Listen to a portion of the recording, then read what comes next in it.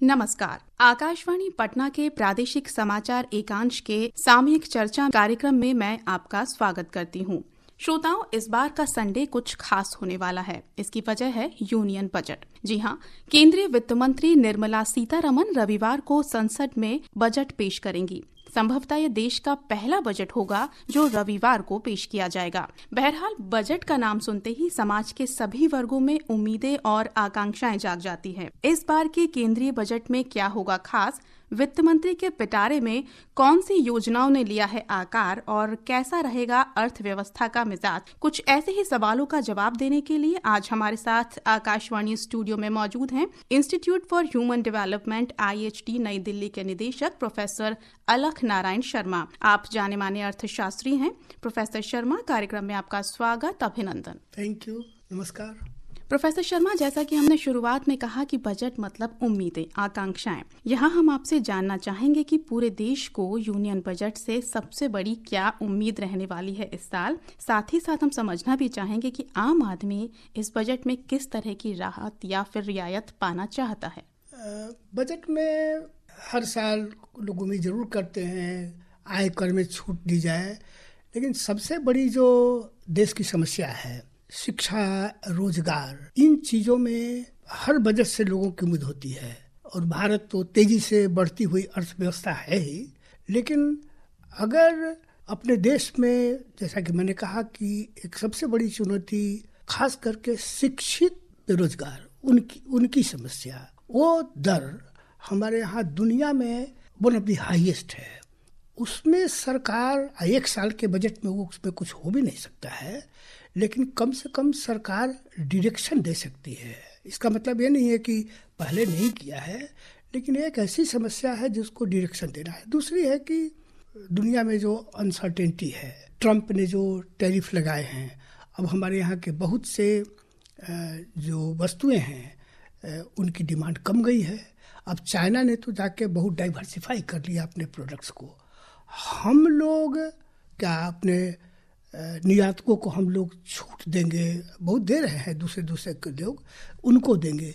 तो ये सब कुछ समस्याएं हैं भाई। इनकम टैक्स रिलीफ और उन सब कुछ चीज़ों, वो छोटी चीज़ें हैं, उनके बारे में नहीं कहूँगा।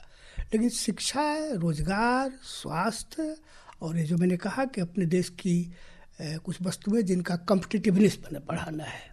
जी, अब आपसे जानना चाहेंगे, आपने कहा कि इनकम टैक्स जैसी चीज़ें छोटी चीज़ें हैं, लेकिन बहुत बड़ा वर्ग जो है इस चीज़ से अफेक्ट होता है, मध्यम वर्ग हमारा, तो उसकी उम्मीदें ज़्यादातर टैक्स से रहती हैं और भी चीज़ें आती हैं इस दायरे में।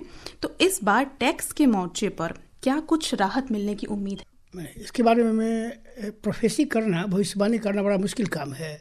बहुत बार लोग उम्मीद किए हुए हैं कि नहीं हुआ है। पिछले साल थोड़ी सी राहत दी गई थी। अब ये विवाद का विषय हो सकता है कि टैक्स में कितनी राहत देनी चाहिए। भाई, मध्य वर्ग के लोग तो चाहते ही हैं। पिछली दफ़े उसका दायरा नीचे के लोगों को काफ़ी छूट मिली थी। तो मैं समझता हूँ कि अब नीचे के लोगों को छूट मिली थी, अब उनके 5-10% लोगों को और छूट दे। अब यही है कि किन लोगों को दिया जाए। तो मैंने छोटी बात का मतलब है नहीं, मैंने कहा मतलब है कि पूरे बजट का जो विजन होता है, लोग अखबार या जितने पत्रिकाएं होती हैं, सब लोग एक चीज़ पर आयकर की में कितनी, जिससे मालूम पड़ता है कि सबसे इम्पोर्टेंट चीज़ है। इस माने में मैं कह रहा था। जी, आगे बढ़ते हैं अगले सवाल की ओर कि केंद्रीय बजट को लेकर के राज्यों और यूनियन टेरिटरीज की भी काफ़ी उम्मीदें होती हैं। बिहार को पिछले बजट में मखाना बोर्ड, ग्रीनफील्ड एयरपोर्ट, IITs का विस्तार, ये ऐसी कई सारी बड़ी घोषणाएं, बड़ी सौगातें मिली थी। प्रगति के पथ पर इस राज्य की रफ्तार को और तेज करने के लिए इस बार हम बिहार वासी किस तरह की उम्मीद कर सकते हैं? मैं समझता हूँ कि बिहार को जो लास्ट बजट में मिला है वो बड़ी पॉजिटिव चीज़ है, लेकिन बिहार की जो समस्याएं हैं, जो चुनौतियां हैं, उनकी तुलना में भारत सरकार को कोई भी हो, बिहार आगे बढ़ ही नहीं सकता है। बट लिमिटेड स्कोप है बिहार को बढ़ने का, अनलेस अनटिल की केंद्रीय सरकार मदद करे। अब आप अंदाज कर सकते हैं कि जिसकी प्रति व्यक्ति आमदनी भारत के ही प्रति व्यक्ति आमदनी से 32-33% हो, 1/3 से भी कम हो, और इतनी जनसंख्या का घनत्व, सारी चीज़ें हम लोग के यहाँ है। खेती की ज़मीन प्रति व्यक्ति जो ज़मीन है, प्रति व्यक्ति क्या, जो पर होल्डिंग 1 एकड़ से भी कम है। तो यहाँ इंफ्रास्ट्रक्चर बहुत सारी चीज़ों की है। तो मैं जो सबसे बड़ी बिहार की मानूंगा, अब हमारे यहाँ कुछ वर्ल्ड क्लास के 2, 3, 4 इंस्टीट्यूशंस आए हैं और वो यहाँ लाए जाएं। दूसरी जो है, यहाँ की अब शिक्षा की गुणवत्ता के लिए क्या किया जाएगा, हायर एजुकेशन, ये सब चीज़ें। हमारे यहाँ तो शिक्षा पर बिहार में खर्च हो रहे हैं, शायद सबसे ज़्यादा खर्च बजट में बिहार में शिक्षा पर भी होता है। तो और इंफ्रास्ट्रक्चर पर तो अब सड़कें बनी हैं, लेकिन बाढ़ है जो नॉर्थ बिहार की खास करके वो चीज़ें हैं। दूसरी बात है कि यहाँ जो रोज़गार पैदा नहीं होते हैं, खेती से तो रोज़गार लिमिटेड ही हो सकता है ना। खेती ऐसे ही लोग 54 या 55% बिहार में लोग खेती पर निर्भर हैं, सब लोग माइग्रेट कर रहे हैं। तो यहाँ जो सबसे जो इम्पोर्टेंट चीज़ है कि यहाँ पर स्थानीय रोज़गार बिहार में पैदा किए जाएं। अब रोज़गार तो आप गवर्नमेंट में नहीं दे सकते हैं कि सबको गवर्नमेंट करे, इसके लिए तो कुछ छोटे मोटे स्मॉल एंड मीडियम जो सेक्टर के इंडस्ट्रीज हैं उनके, या बड़े इंडस्ट्री कुछ रोज़गार पैदा किया जाए। तो उन पर बहुत काम करने की ज़रूरत है। उसमें बिहार सरकार और भारत सरकार दोनों को मिलकर काम करना होगा। जी, बिहार के विकास में पलायन को आप किस तरह से एक बड़ी चुनौती के रूप में देखते हैं, और इस तरह से पार पाने के लिए आपके पास में क्या उपाय नज़र आते हैं? मेरा मंतव्य है कि ये जो पलायन या माइग्रेशन है, इकोनॉमिक डेवलपमेंट का जो प्रोसेस है उसका एक इम्पोर्टेंट पार्ट है। जी। दुनिया में जहाँ विकास हुए हैं पलायन हुआ है। गांवों से लोग शहरों में जाते हैं, एक पलायन हुआ। एक राज्य से दूसरे राज्यों में गए हैं। दिल्ली कैसे बनी है, पूरी दिल्ली पलायन से बनी हुई है। दुनिया में न्यूयॉर्क कैसे बना है, इंटरनेशनल माइग्रेशन हुआ है।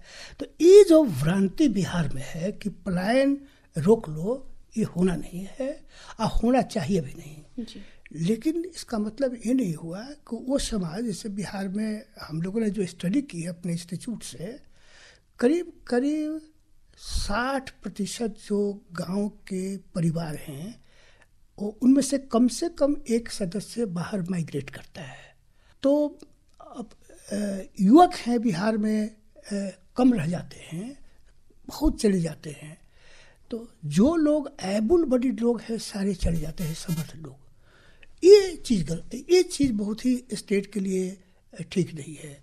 तो पलायन को आप रोकने के लिए क्रमशः आप उपाय करें।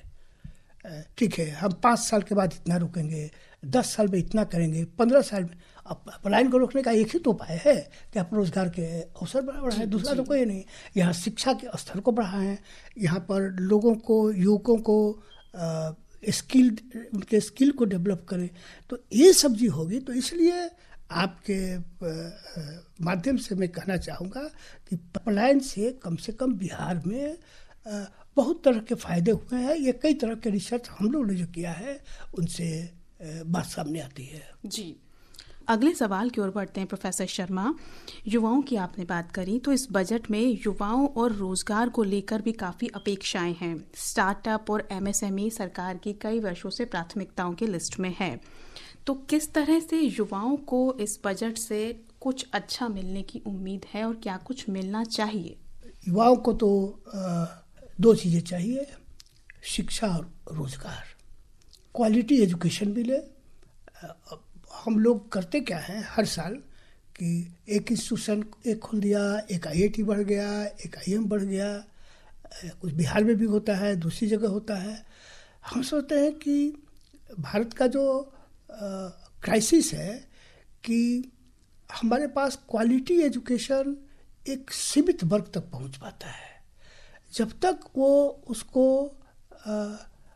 उसको वाइडन नहीं किया जाएगा, जो जनरल क्वालिटी इम्प्रूव करे। और अब स्टार्टअप की बात करें तो स्टार्टअप हमारे अनएम्प्लॉयमेंट प्रॉब्लम को सॉल्व नहीं करने जा रहा है। इसका मतलब नहीं है कि स्टार्टअप नहीं होना चाहिए। अब मुझे याद नहीं है कौन सी स्टडी हुई है, कितने लगता है कि 5 साल के अंदर में जो स्टार्टअप शुरू हुए हैं, 3 साल से 5 साल में करीब करीब आधे ख़त्म हो जाते हैं, उनके पास प्रॉफिटेबिलिटी नहीं रहती है, उनको सपोर्ट सिस्टम जो उनका है क्रेडिट या टेक्नोलॉजिकल सपोर्ट, स्किल का सपोर्ट, रेगुलेशन अभी तक हम लोग डेवलप नहीं कर पाए हैं ठीक से। अगर ये लॉन्ग टर्म में आगे बढ़े तब इसका कुछ फ़ायदा हो सकता है, लेकिन आप कह रहे हैं कि ये ज़्यादातर जो हैं वो 3 से 5 साल में दम तोड़ देते हैं। अब इसी से मिलती जुलती बात है, बार बार हमारे यहाँ चाइना एग्जाम्पल में आता है। वहाँ की फैक्ट्रियाँ, भारत एक दुनिया में कुछ गिने गुने देशों में है जहाँ 58% लोग स्वरोजगार में लगे हुए हैं, सेल्फ एम्प्लॉयड है। अब सेल्फ एम्प्लॉयड बहुत वाइड टर्म है। स्टार्टअप भी कुछ कुछ है तो 1 लोग रखे हुए हैं, उसमें 2-3 लोग लगे हुए हैं। और चाइना में जितनी बड़ी फैक्ट्रियां हैं 2000, 5000, 10,000 वो स्केल में है। हमारे यहाँ बिहार में कोई नहीं है, भारत में बहुत कम है। तो अनएम्प्लॉयमेंट प्रॉब्लम को दूर करने के लिए जो स्मॉल इंडस्ट्रीज के साथ साथ, ठीक है, स्मॉल इंडस्ट्रीज में है या मीडियम टर्म इंडस्ट्री में हो या माइक्रो में हो, वो तरह के होते हैं, तो उसमें जो है लोग लगें। लेकिन साथ साथ बड़े स्तर का इंडस्ट्रियलाइजेशन, उनके इकोनॉमीज ऑफ स्केल होते हैं, वो पूंजी कैपिटल उनका फॉर्मेशन ज़्यादा होता है, फिर आगे लगाते हैं। तो चाइना में या दूसरे वेस्टर्न कंट्रीज में या पूरे अमेरिका में कहना सब जगह जो ये रास्ता, इसका मतलब नहीं है कि दुनिया में एक ही प्रगति का रास्ता है, लेकिन उनके रास्तों से हमें ऐसा। तो मेरा मानना है कि स्टार्टअप जरूर करें, उनको सपोर्ट करें, लेकिन इसके साथ इंडस्ट्रियलाइजेशन, वो बिहार में हो चाहे भारत में, बिहार में तो इंडस्ट्रियलाइजेशन है ही नहीं। हम लोग का तो 1% से अभी कम ऑर्गेनाइज मैन्युफैक्चरिंग है। भारत में भी जाके मुश्किल से 13-14% है, जबकि चाइना में 30-35% है। तो ये ध्यान देने की जरूरत है। जी, आगे हम बात करना चाहेंगे स्वास्थ्य के क्षेत्र के बारे में। हेल्थ एक बड़ी प्रायोरिटी है और आज के इस दौर में जब सोशल मीडिया पे काफ़ी सारे इन्फॉर्मेशन अवेलेबल है तो आम आदमी भी अब हेल्थ कॉन्शियस हो चुका है। तो हेल्थ के सेक्टर के अंदर क्या कुछ और प्रावधान की ज़रूरत पड़ती है हमें देश में और बिहार में, दोनों में? दोनों जगह ज़रूरत है। हमारे यहाँ हेल्थ पर टोटल GDP का पहले तो 1% होता था, खर्चा 1% से भी कम था, अभी शायद 1.5% के हुआ है। और ये पहले ही ये कई गवर्नमेंट के प्रोनाउंसमेंट हुए हैं कि हम ग्रेजुअली इसको 5% करेंगे। अब सोचिए कि कितनी दूर जाना है आपको। अभी 1-1.5% है तो आपको GDP का 5% करना है। तो एक तो massive increase in health budget में प्रोविजन और universal health coverage, universal health security. हमारे यहाँ जो खास करके जो प्राइमरी हेल्थ सेंटर हैं, हेल्थ में निचले स्तर पर हम लोग सिर्फ प्रिवेंटिव पर ध्यान ही नहीं देते हैं, बस रिएक्ट करते हैं। कोई बीमार पड़ा तो जाके क्राइसिस मैनेज करते हैं हेल्थ के। तो जब तक कि हेल्थ में निचले स्तर पर हम नहीं इन्वेस्ट करेंगे उनके, अब बाय द वे एक बात और कह दूँ कि जितना हेल्थ पर खर्च होता है करीब 95% खर्च हो जाता है वेतन पर, 5 से 10% रहता है दवाओं पर या और दूसरी चीज़ों पर। तो ये सब जो असंतुलन है, इस सब असंतुलन को दूर करना, ग्रेजुअली अगले 5 साल में कम से कम हेल्थ के एक्सपेंडिचर को 1-1.5% से लेके 3-3.5% करना ग्रेजुअली, एक बजट में नहीं हो सकता है ये। और कंसर्टेड उपाय करनी चाहिए कि हमारे जो सबसे निचले स्तर पर जो हेल्थ के सिस्टम हैं उनको ठीक करें। मेरी समझ से आयुष्मान भारत योजना एक अच्छी योजना है। दूसरी बात है कि हम लोग को सोचना चाहिए, देश में कई स्टेट में तो ऑलमोस्ट 100% कोई सरकारी अस्पताल में नहीं जाता है, सिर्फ निजी अस्पताल में आयुष्मान भारत गए हैं और वहाँ बहुत सी जो इलाज हुए हैं वो जस्ट उनको बीमारी नहीं भी है क्योंकि प्राइवेट हॉस्पिटल्स को पैसा लेना है, इसमें ये सब सुधार करने की जरूरत है।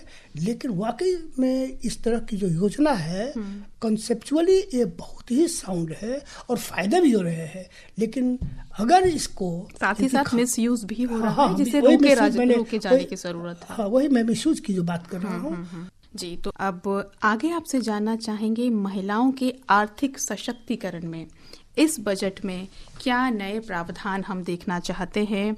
बात करें, क्योंकि महिलाओं का सशक्तिकरण होगा तो समाज का सशक्तिकरण होगा, इसलिए उनके बारे में भी कुछ खास इस बजट में क्या हो सकता है। ये बड़ा व्यापक सवाल है।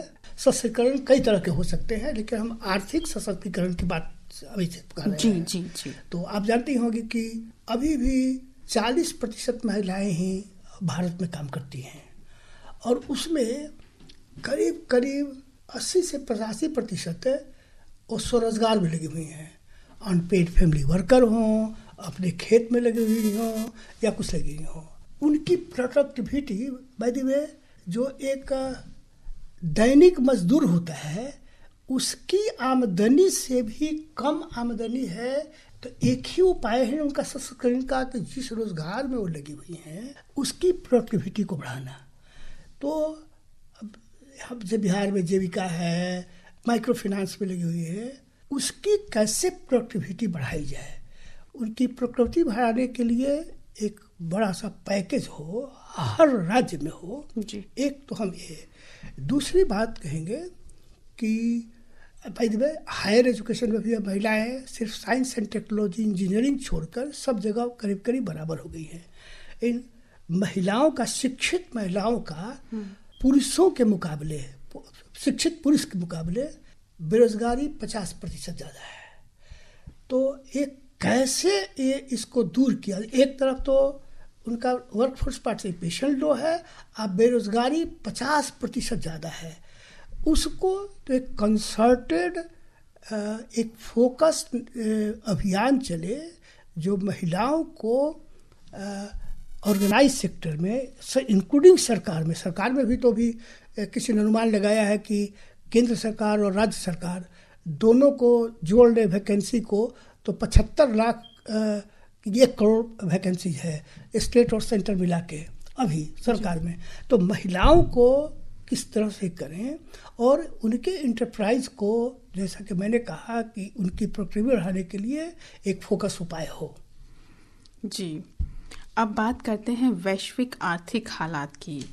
भारत विश्व की सबसे तेजी से बढ़ती अर्थव्यवस्था है और आने वाले सालों में भी इसका आगे बढ़ते रहने का अनुमान है। ऐसे में इस बजट में अर्थव्यवस्था को और बूस्ट मिले और गति मिले, इसके लिए क्या प्रावधान किए जा सकते हैं? देखिए, हमारी अर्थव्यवस्था, हमारी जो आर्थिक वृद्धि दर है वो 6% के आसपास है, इधर रही है और अब तो 40 सालों से 5.5% के ऊपर गई है। मुझे लगता है कि आने वाले वर्षों में आर्थिक विकास दर बढ़ेगी। अभी जो चुनौतियां हैं, एक तो हमारे एक्सपोर्ट फ्रंट पर चुनौती है। अभी जो इंडिकेशंस है, इंडिया के पास जो यूएस का मार्केट या वो सारी चीज़ें जो ख़त्म हुई हैं, उस चैलेंज को अभी तक, अब अभी फ्री ट्रेड एग्रीमेंट इससे हुआ है, उससे फ़ायदा होगा, लेकिन उसका फ़ायदा उनको या हम लोग को 1 साल के बाद होने वाला है जी। अभी शॉर्ट पीरियड में कैसे हम, जैसे सबसे ज़्यादा तो ये जो गारमेंट सेक्टर के वर्कर्स हैं, अमेरिका में हमारा काफ़ी निर्यात होता था। कई जगह जो हैं हीरे जवाहरात वाले तो हुए ही हैं, लेकिन कपड़े वाले सबसे ज़्यादा, उनको हम कहाँ कैसे राहत दें। अच्छा, उनका कॉम्पिटिटिवनेस कम गया है, तो क्यों नहीं हम उनको, आई डोंट नो कि WTO रूल्स के साथ अब तो कोई रूल बेस्ड कोई ऑर्डर रहा नहीं है, तो उनको हम कैसे कुछ सब्सिडीज है, क्योंकि डोमेस्टिक मार्केट में उसकी अभी कैपेसिटी नहीं है और वो सैचुरेटेड है, तो वो बाहर में, लैटिन अमेरिका में हो, यूरोप में हो, एशिया में तो बहुत कंपटीशन है भाई दिवे, बांग्लादेश, वियतनाम और सबसे वहाँ नहीं होगा। तो एक उनका तो सबसे बड़ा तो चैलेंज है। और अंततोगत्वा तो हमको एक्सपोर्ट कॉम्पिटिटिवनेस के लिए आपके पास तो पैसे तभी आएंगे जब हमारी चीज़ें कॉम्पिटिटिव हों।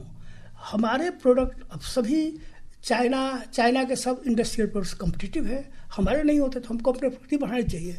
बाय द वे, हम लोग अभी सर्विसेज पर जो डिपेंड कर रहे हैं, सर्विसेज में भी कई कंट्री इंक्लूडिंग चाइना काफ़ी तेज़ी से बढ़ रहा है। तो हमको इस तरफ भी ध्यान देना है कि हमारे टोटल एग्रीकल्चर प्रोडक्ट्स इधर हम राइस वगैरह काफ़ी बेचे हैं, बेच भी रहे हैं, लेकिन बिना सब्सिडी के ऐसे दुनिया भर में लोग सब्सिडी दे रहे हैं, कैसे बेच सकते हैं।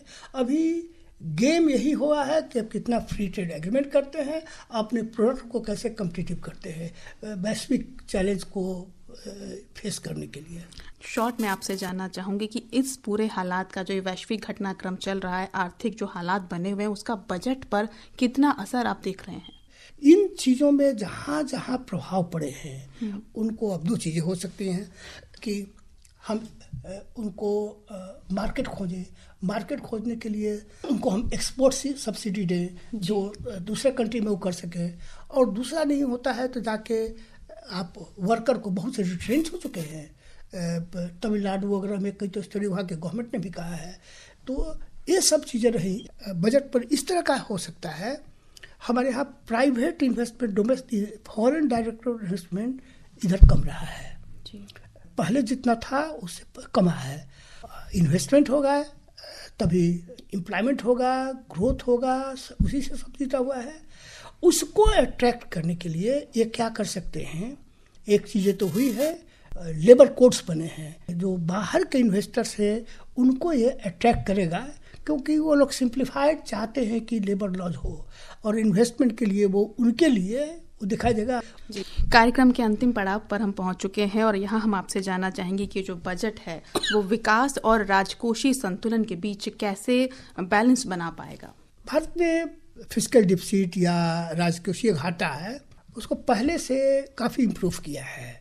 अभी शायद 4% के आसपास है। डिजायरेबल होगा कि वो 3.5 हो जाए, 3 हो जाए, लेकिन ये अभी काबू में है। जो बहुत सम्मानित अर्थशास्त्री थे केन्स, वो भी कहते थे कि मॉडरेट इन्फ्लेशन होना जरूरी है ग्रोथ के लिए। तो मैं समझता हूँ कि अभी ये चुनौती भारत में है। इन्फ्लेशन हमारे पर हाँ मॉडरेट है, कोई आउट ऑफ कंट्रोल अभी 10 साल 15 साल में नहीं हुआ है। हम लोग को अभी अगर मुझे दोनों में चुनना होगा तो मैं तो यही कहूँगा कि जितनी इन्वेस्टमेंट, इंफ्रास्ट्रक्चर, फिजिकल, सोशल जो दो चीज़ों में है आप करें विकास की दर को। लेकिन विकास का दर का मतलब ये नहीं हो कि खाली विकास की दर। बाय द वे, हम लोग बात करते हैं 5वीं अर्थव्यवस्था, लेकिन हम लोग प्रति व्यक्ति आमदनी में दुनिया में 120वां या 125वां है। तो इसलिए हम लोग को ये भूल नहीं जाना चाहिए कि हम लोग को अभी भी बहुत ऊपर जाना है, और उसमें विकास की दर को होना है, लेकिन विकास की दर जो विकास सब वर्ग को छुए, सब वर्ग को प्रभावित करे, ऐसा होना चाहिए।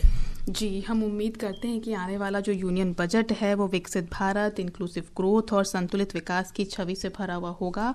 प्रोफेसर अलख नारायण शर्मा, आप हमारे इस कार्यक्रम में आए और इतनी उपयोगी जानकारी हमारे श्रोताओं के साथ आपने साझा की, बहुत बहुत शुक्रिया। धन्यवाद। धन्यवाद।